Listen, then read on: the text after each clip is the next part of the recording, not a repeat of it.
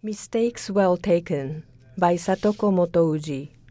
When I was 7, my mother gave me an ink, brush, and paper and took me to a lesson in calligraphy. I loved everything about it: the smell of the ink, the soft brush touching the paper, the contrast of the black ink and white paper. Calligraphy became my intimate friend. But when I was in high school, my teacher stopped teaching. The practice of calligraphy slowly faded from my life. For a long time, I wanted to return to calligraphy, especially after moving to the United States. I missed this Japanese tradition of meditative writing. I made my busy life into an excuse for not starting calligraphy once again.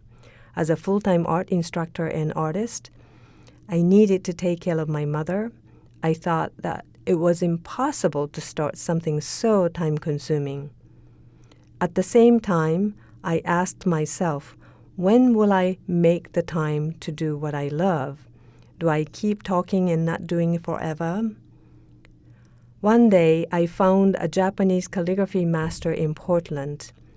I visited her class and I loved it. But I asked myself, how can I afford a 4-hour round trip twice a month with my busy schedule? Well, I have to try. That was 4.5 years ago.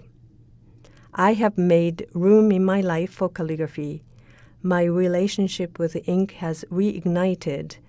That delights me.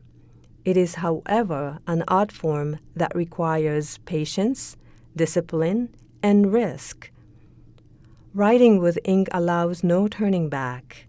You cannot erase what you have written. This seemingly simple art form humbles me. Over time, I have often failed with calligraphy. Looking at the piles of paper I have accumulated, I think, shall I share my process of these years with my students? Can I share both the delight and the challenge of art making? It seems to me that my answer is yes. I covered the wall with more than 100 sheets of a Buddhist text called Heart Sutra and marked my mistakes on them. I made strings out of the calligraphy paper with my mistakes and hang them on a wire screen. I made a sea of my bad calligraphy on the floor. I attached many paper strings to the knitted merino wool and wrapped several panels. I have learned from making mistakes how to move forward. Honoring the process of meditative mark making is the way I look into my inner self to learn how to be in the world.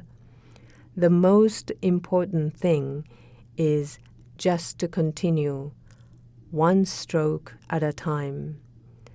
I am willing to expose my mistakes.